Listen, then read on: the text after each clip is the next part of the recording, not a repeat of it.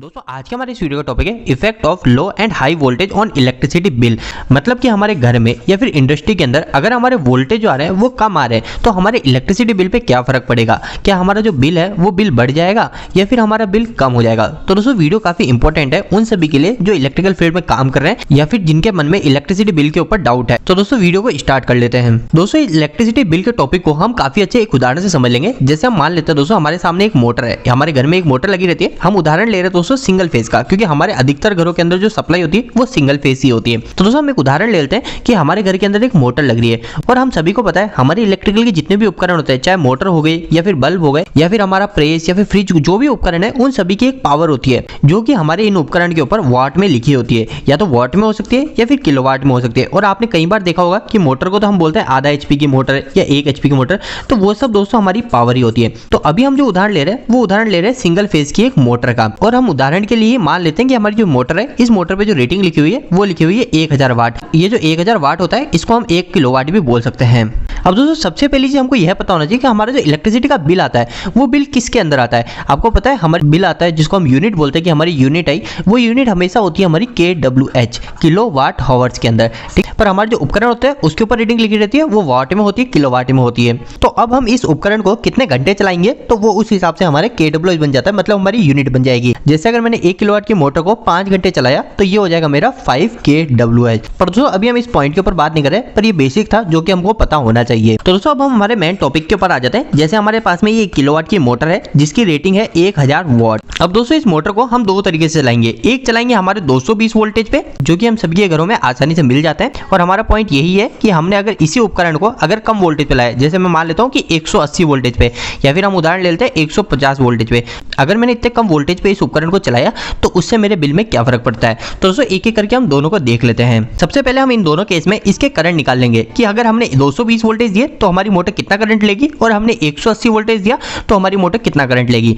सबसे पहले हम इस फर्स्ट पॉइंट को ले लेते हैं जो कि है हमारा 1000 वॉट की मोटर। अब दोस्तों किसी भी उपकरण का अगर मेरे को करंट निकालना है तो करंट निकालना काफी सिंपल होता है। मेरे को ऊपर वॉट लिखना है और नीचे लिखना है वोल्टेज, तो मेरा करंट आ जाएगा। वैसे दोस्तों अगर हमको एक्यूरेसी चाहिए तो हम यहाँ पे पावर फैक्टर को मल्टीप्लाई करेंगे, पर दोस्तों अभी हम समझने के हिसाब से बात करें तो दोस्तों अभी हम पावर फैक्टर को मल्टीप्लाई छोड़ देते हैं। अभी हम डायरेक्ट जल्दी से सॉल्व कर लेते हैं। तो हमारे 1000 वॉट की मोटर हो गई और वोल्टेज मैंने दिया 220 वोल्टेज। दोस्तों इसको पहले ही मैंने भाग कर रखा है ताकि हमारा ज्यादा समय खराब ना हो। तो इसको भाग करने के बाद जो हमारा आंसर आएगा वो आएगा 4.54 एम्पियर।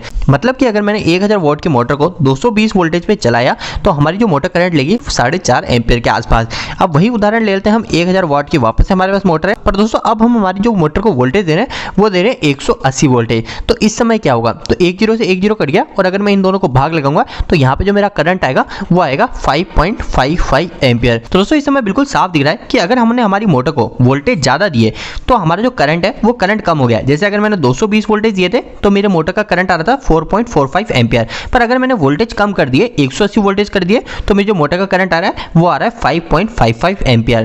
पर दोस्तों एक चीज ध्यान रखिएगा, आप ये मत समझ लीजिएगा कि मेरा अगर करंट बढ़ गया तो इससे हमारा इलेक्ट्रिसिटी का बिल भी बढ़ जाएगा। ऐसा बिल्कुल भी नहीं है दोस्तों। जैसा मैंने आपको स्टार्टिंग बताया था हमारा जो बिल होता है वो बिल काउंट होता है KWH में। तो दोस्तों अब हम क्या करेंगे, हमारे KWH को निकाल लेंगे इस एम्पियर के हिसाब से कि अगर मेरी मोटर 4.5 एम्पियर ले रही है तो मेरे कितने KWH आएंगे 5 घंटे के, और अगर मेरी मोटर 5.5 एम्पियर ले रही है तो मेरे 5 घंटे के कितने KWH आएंगे। दोस्तों आपको पहले ही अगर मैं क्लियर कर दूं तो दोस्तों हमारे दोनों के समय कहीं पे भी इलेक्ट्रिसिटी का बिल ना तो ज्यादा आएगा ना फिर कम आएगा। मतलब कि अगर मेरा वोल्टेज बढ़ता भी है या फिर मेरा वोल्टेज कम भी होता है तो हमारा जो इलेक्ट्रिसिटी बिल है उस इलेक्ट्रिसिटी बिल पे कोई फर्क नहीं पड़ता है। मतलब हमारे जो KWH है वो KWH सेम रहता है। पर ये चीज जरूर होती है कि अगर हमारा वोल्टेज बढ़ता है तो हमारा जो करंट है वो करंट कम हो जाता है, और अगर वोल्टेज कम होता है तो हमारा जो करंट है एम्पियर है वो बढ़ जाता है। पर दोस्तों अभी मैं आपको KWH को निकालने के बाद में कुछ पॉइंट ऐसे बताऊंगा जो कि आपको समझना काफी ज्यादा जरूरी है। उसके अंदर मैं आपको ये बताऊंगा कि हमारा जो इलेक्ट्रिसिटी बिल है वो इलेक्ट्रिसिटी बिल पे तो कोई फर्क नहीं पड़ेगा वोल्टेज के कम ज्यादा होने पर अगर हमारे वोल्टेज ज्यादा कम हो जाते हैं तो उससे हमको क्या क्या नुकसान हो सकता है, ये पॉइंट भी समझना काफी ज्यादा जरूरी है। तो सबसे पहले हम KWH को निकाल लेते हैं। तो दोस्तों हमारा जो KWH निकालने का जो फॉर्मूला होगा वो होगा हमारा voltage into current into hours. तो दोस्तों इस फॉर्मूले के अंदर अब हमारी वैल्यू को पुट कर लेते हैं। सबसे पहले हमारी इस वैल्यू को पुट कर लेंगे जो कि है 4.4545 इंटू वोल्टेज जो मैंने दिए थे इस समय वो दिए थे 220 वोल्टेज, और हमारे जो घंटे मैंने अगर सोचा कि मैं 5 घंटे का निकाल रहा हूँ तो यहाँ पे 5 घंटे लिख देता हूँ और इसको बाद में मल्टीप्लाई करके सोल्व कर लूंगा। इसी तरह दोस्तों मैं इस वैल्यू को भी लिख लेता हूँ जो कि है 5.5555 मल्टीप्लाई बाय, यहाँ पे मैंने वोल्टेज दिए थे 180 वोल्टेज, और इसमें भी मैं मान लेता हूँ कि मैं 5 घंटे का ही निकाल रहा हूँ कि 5 घंटे पे हमारी यूनिट कितनी खर्च होती है। दोस्तों आप ये बिल्कुल भी कंफ्यूज मत होइएगा कि यहाँ पे तो 45 लिखा था और यहाँ पे मैंने 45 और भी लिख दिया, यहाँ पे 55 और भी लिख दिया, क्योंकि दोस्तों जब मैंने कैलकुलेट करा था तब हमारी वैल्यू थोड़ी ज्यादा आ रही थी, तो इस वजह से अभी मैंने यहाँ पे लिख दी है। और दोस्तों इसके अलावा एक और चीज ध्यान रखिएगा, अभी हम kWh निकाल रहे हैं, मतलब किलो की वैल्यू है, तो किलो की वैल्यू होने के कारण हम 1000 से भाग भी लगाएंगे, तो यहाँ पे मैं दोनों के अंदर 1000 से भाग लगा देता हूँ। तो दोस्तों अब इस वैल्यू को मैं फटाफट से मल्टीप्लाई कर लेता हूँ कैलकुलेटर के अंदर। 4.4545 मल्टीप्लाई बाय 220 इंटू 5 घंटे।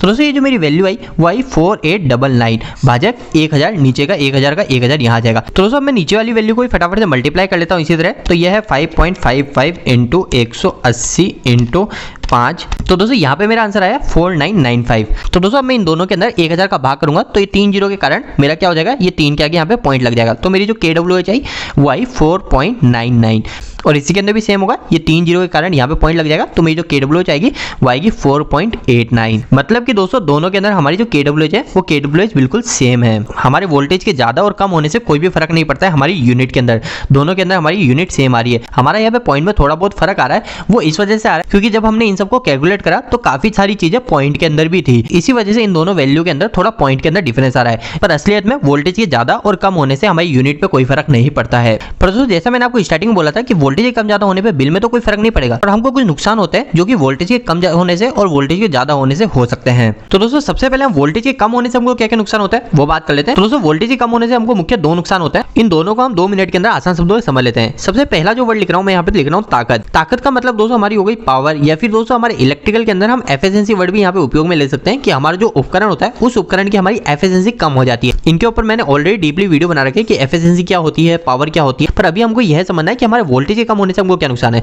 तो जैसे मैंने आपको बताया कि हमारा जो उपकरण है उस उपकरण की ताकत कम हो जाती है। इसको हम काफी अच्छे एक उदाहरण समझ लेते हैं। जैसे हमारे सामने एक बल्ब है, अगर इसको मैंने 220 वोल्टेज दिए तो हम कभी देखेंगे प्रैक्टिकल तो इसके जो ब्राइटनेस है वो ब्राइटनेस काफी ज्यादा तेज होगी, पर अगर मैंने इसको वोल्टेज कम दे दिए, जैसे मैंने 150 वोल्टेज दे दिए, तो इसकी ब्राइटनेस है वो ब्राइटनेस काफी कम हो जाएगी, मतलब ये जो रोशनी देगा वो रोशनी काफी कम दे देगा। तो इससे हमको ये पता चल जाएगा कि हमारी जो इसकी जो ताकत है वो ताकत कम हो जाती है, और साथ साथ हमारे उपकरण की एफिशिएंसी भी घट जाती है।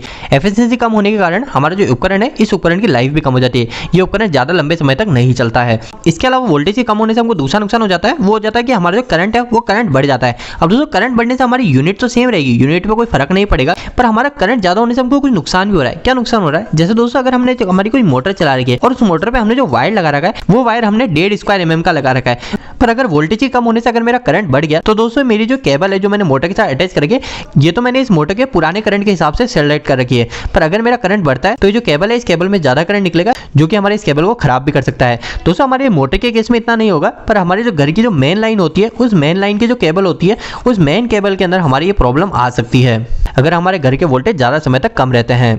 अब दोस्तों बात कर लेते हैं कि वोल्टेज के ज्यादा होने से हमको क्या नुकसान हो सकता है। वोल्टेज के ज्यादा होने से हमको सिर्फ एक सबसे बड़ा नुकसान होता है, वो होता है हमारा इंसुलेशन प्रॉब्लम। इंसुलेशन का मतलब हम उदाहरण समझ लेते हैं, जैसे हमारी कोई मोटर होती है तो आपने देखा है मोटर के अंदर हमारी वाइंडिंग होती है, या फिर हमारे छत के जो पंखे होते हैं उस पंखे के अंदर हमारी वाइंडिंग होती है, तो जो वाइंडिंग होती है उस वाइंडिंग के ऊपर हमारा एक इंसुलेशन लपेटा होता है ताकि हमारा जो वायर है वो वायर आपस में शॉर्ट ना हो जाए। तो दोस्तों वो जो इंसुलेशन होता है जो उन वायर को आपस में शॉर्ट नहीं होने देता, उसकी एक कैपेसिटी होती है कि वो ज्यादा से ज्यादा कितना वोल्टेज झेल सकता है। तो दोस्तों अगर हमारे वोल्टेज कुछ केस के कारण ज्यादा आ जाते हैं तो हमारा जो इंसुलेशन है वो इंसुलेशन खराब हो सकता है, और हमारी जो वाइंडिंग है या फिर हमारे जो भी उपकरण है वो उपकरण खराब हो सकते हैं, क्योंकि सभी उपकरण की एक कैपेसिटी होती है कि वो ज्यादा से ज्यादा कितना वोल्टेज को झेल सकते हैं। तो दोस्तों उम्मीद है कि आज के इस वीडियो से आपको कुछ बेहतर जानकारी मिली होगी। दोस्तों आपको यह वीडियो कैसा लगा, इस वीडियो को लाइक करके जरूर बताना। अगर आपको कोई भी सवाल इस वीडियो के प्रति या फिर इलेक्ट्रिकल से जुड़ा है तो आप मुझे नीचे कमेंट बॉक्स में कमेंट करके पूछ सकते हैं। इलेक्ट्रिकल वीडियोस अगर आप हिंदी में देखना पसंद करते हैं आज हमारे चैनल को सब्सक्राइब कर लीजिए। आज के लिए इतना ही, धन्यवाद।